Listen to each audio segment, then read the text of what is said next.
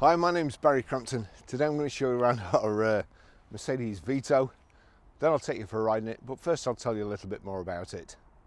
It's a 1.6 111 CDi L1 EU5 2015 on a 15 plate. One owner from new, full service history. It's not ready for a service yet, but we will have it serviced before it goes out. It's MOT'd till the 20th of the 7th 2021, and it's done 82,441 miles. I can't help smiling when I drive one of these or see one of these, or we take one of them in stock. It reminds me of a very uncertain time in my life, but it turns out it was a good time and a good move. I'll tell you about it in a bit. So, I don't particularly like doing vans because there isn't a whole lot of spec on them usually. Big Mercedes emblem on the front, the grille that you used to have to pay a lot extra for or buy as an accessory to get the big Merc sign on. Now we've got a good solid full length roof rack on the top. If you need that, it's invaluable. If you don't, it just causes like a howling noise when you get above 40 miles an hour, but would probably cost a fortune to have it fitted, so a good accessory if you need it. It's got twin side loading doors, it's ply lined, has a bulkhead, twin barn doors, solid, no windows, so harder for people to see what you're carrying and not as easy to break in. The doors fold to 90 degrees and then out to 180 degrees. Makes it easier loading, reversing up to a loading bay or getting a forklift truck up to the back. Size, right, from side to side.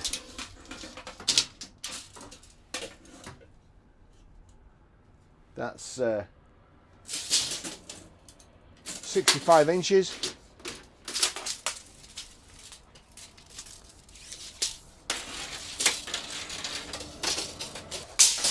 About 90 inches in length up to the bulkhead, and height is approximately 4 foot. So just at the moment with this pandemic, we're selling vans like they're going out of fashion. Everybody seems to be a delivery driver for Amazon and so on. So a real handy van, well looked after. It's got a proper full-size spare wheel fastened to the side there, and we've also got a tow bar.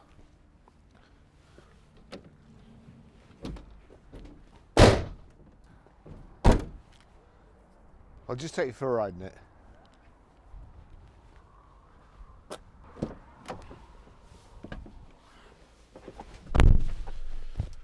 So we've got the Mercedes-Benz keys there.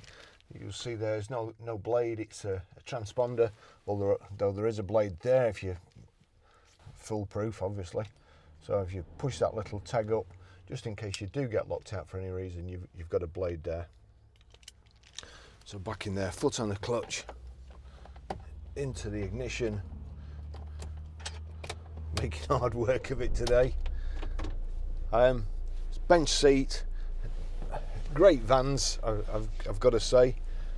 As I was saying before, I got to use one of these for about 3 months, and I was quite happy with it, to be honest. What can I tell you about it? So this one has got, if I turn that on, it might start playing music, so I'll turn it down. It's got the map pilot. If you click on Shared Strike's birthday. Yes, it has started playing music, and even though I turn it down, it's one of these clutch things. The faster you turn, the less it actually works. So there's the map pilot. I'll show you how to set that. It's got Bluetooth hands-free. It's also got Bluetooth audio streaming, and again, I'll show you how to pair and delete a mobile in a short while when we've done the test drive. We do these test drives just to make sure that everything's all right. This has got a full service history, which phone's here. Let's just see if I can bring it up. Here we go. Right. So, 22nd of the 9th, 2016, at 25,756 miles. That was, I can't read it, Roanza Mercedes Liverpool on the 4th of the 4th, 2018 at 49,807 miles. Roanza Mercedes Liverpool. 4th of the 2nd, 2020 at 65,057 miles. Roanza Mercedes Liverpool. And even though it's showing it doesn't need servicing for a good few thousand miles, we'll service it before it goes out, and it's got a long MOT. So if I had a complaint about Mercedes-Benz, especially, well, only the manual, because you very seldom use the parking brake, but it's a foot brake there. The foot brakes, you've effectively got 4 pedals at the side of the clutch. There's another pedal there, and it's okay, you get used to it. But for instance, if you're on a hill, then it's difficult, whereas with a handbrake you could just let it off. But having said that, electronic brakes these days, electronic handbrakes, unless they've got hill hold, you do exactly the same. So when you're just at the lights, you can put your foot on the brake, let the handbrake off, and then just let the brake come up underneath your foot. Alternatively, if you're on a hill and you pull it, that's it. It comes off with a bang. But anyway, it stops you. It works. Phone controls on the right hand side, audio controls, and also here your trip computer. You can work from this side. That goes back, so it's done 82,448 miles now. We'll just get going. As I say, we do these drives a couple of reasons: to show the customers the vehicle is in stock, it is working, it is pretty clean, and this is very clean for a van. And also we use it at the same time to do a test, to make sure we do a 10-mile test drive in it, get all the coolant and the oil up to working temperature, and then make sure there's no leaks afterwards. But I can't smell anything inside, like, you know, the heating system. There's a heater radiator inside the car, and sometimes if you can smell coolant inside the vehicle, it's the heater radiator. Antifreeze is thinner than water, so if there's a slight leak on your system, the antifreeze leaks out, just leaving the water, and the next thing you know, in weather like this, even though your coolant level light isn't on, your vehicle's frozen up, and in extreme cases it can ruin your engine. So all stuff that you pick up after 50 years in the motor trade is what I'm looking for. Knocks on the steering wheel, rattles, you can't help that in a van, unfortunately. This vehicle's got a bulkhead, so it's quite good. You can control the climate. Heats up fairly quickly rather than having to heat the whole back up, and your cargo of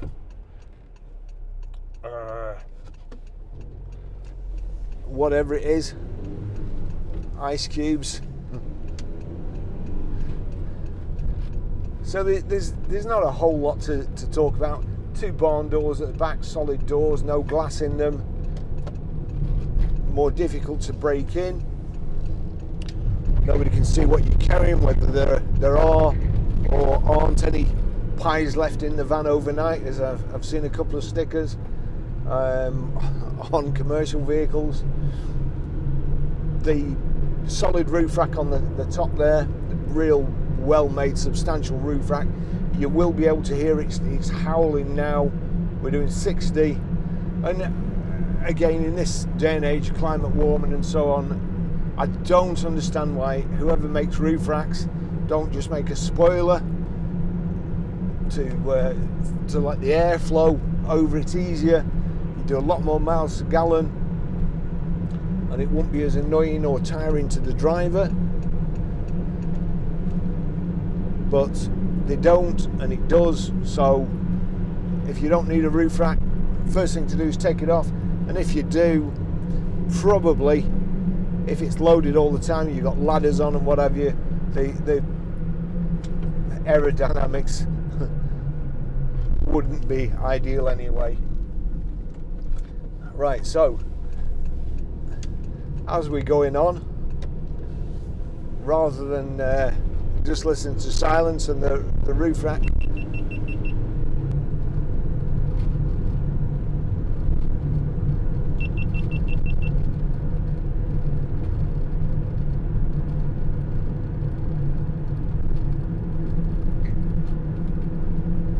that's 2 cameras that have just been charged, both gone off.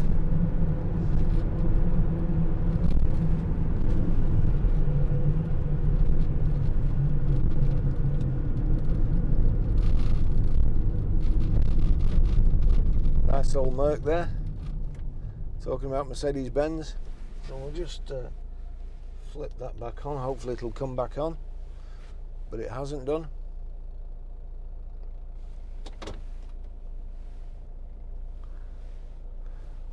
Oh well. So I used to work for a firm where after 6 months I was the longest serving member of the sales team. They were horrible people to work for, horrible people that owned it. However, I was promoted to sales manager and built up quite a successful team. Shortly afterwards, I won Sales Manager of the Year for Mercedes-Benz.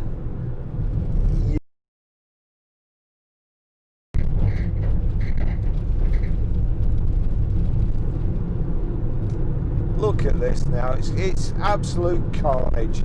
Nobody can get in the right lane, and even the bloke who cut in won't let them get across. What a pair of lunatics.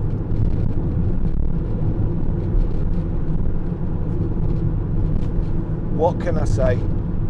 I've seen it all today.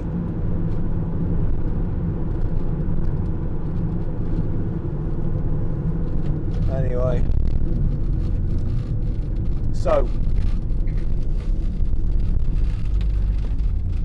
won Sales Manager of the Year. We had a great team, we had lots of fun. My boss,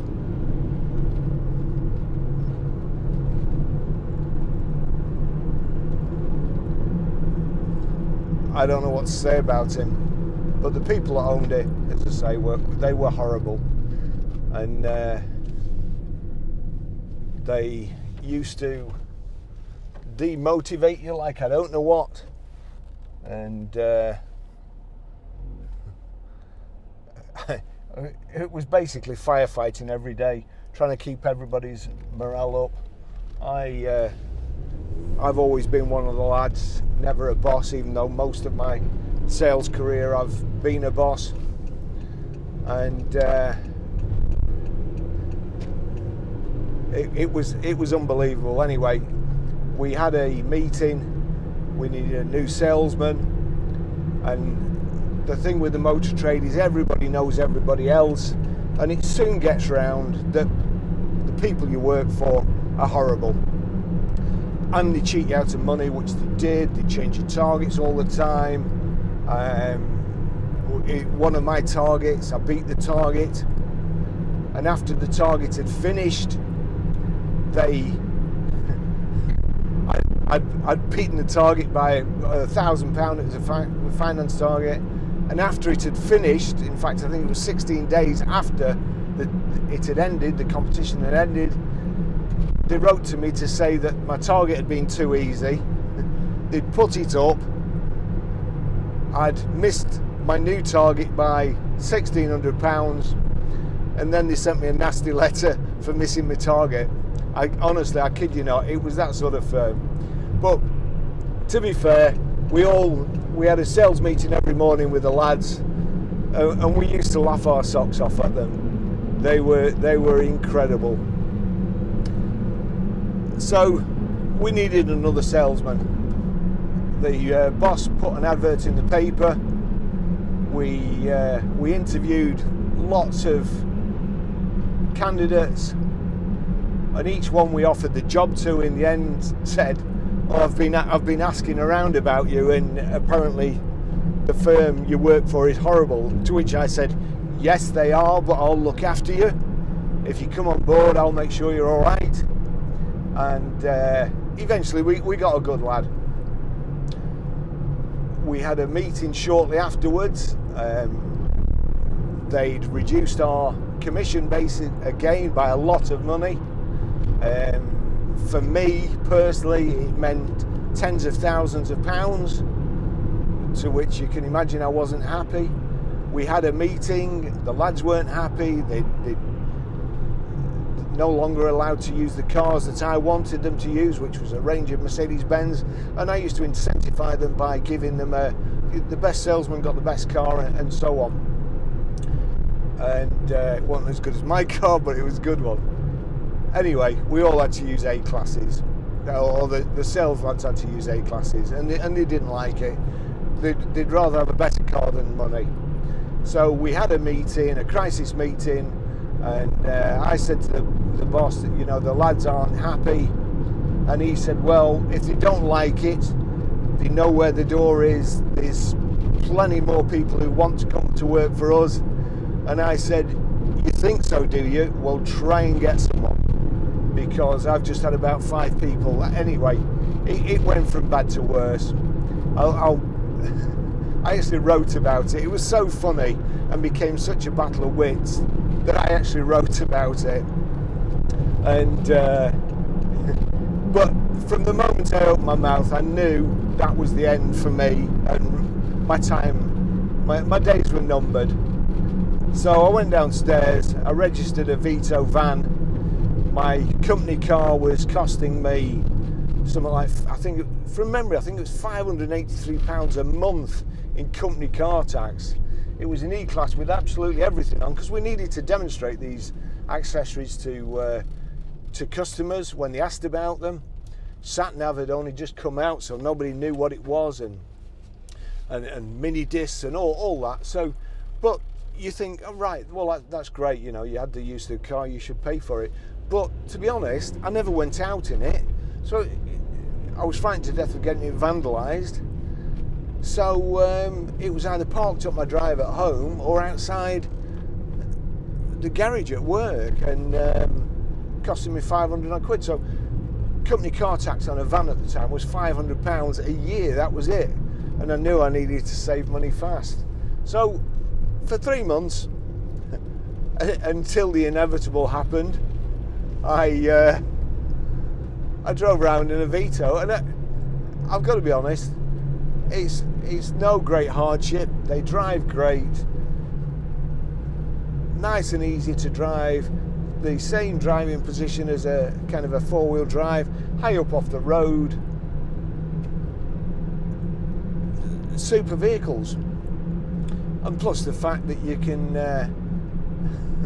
I managed to get all my stuff that I kept at work back home, so that when we did part company,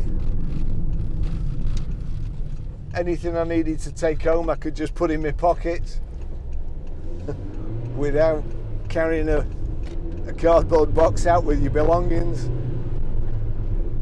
And when I left there, that was when I started on my own. And I wouldn't say I've never looked back, because I really enjoyed working. I really enjoyed the frantic pace of a Mercedes-Benz dealership, and the lovely and varied customers we had, and the great staff we had. I look back on it, even with that, with fond memories, and I look back even more at when the person who owned the garages came to see me to beg me to take the job, well, to take dealer principal's job. I was sales manager. I didn't want to be dealer principal because you just sat in an office all day. And I told him what I thought of him and what he could kiss. So I actually have fond memories of Vitos, and we had a commercial sales guy who was a bit of a character. He always used to call them Vintos, and we sold a lot of them. They're very, very popular. So I can thoroughly recommend them for whatever you want to do, whether it be work or a hobby or to convert to a day van. I'd go anywhere in one of these. Thanks for watching. We should have a 4.4 Range Rover in this week, another Freelander. We've actually got 4 of these, so I probably won't be doing a video of all 4. It will be, in fact I must make a note of that right at the beginning. So this is, I'll tell you in a minute. So well, I'll finish the test drive there. Thank you for watching. Wish you a happy new year, a happy 2021, and hope to see a lot more of you this year. Give our website a look over, ggcars.co.uk, and just let us know if we can help you. Thanks for watching.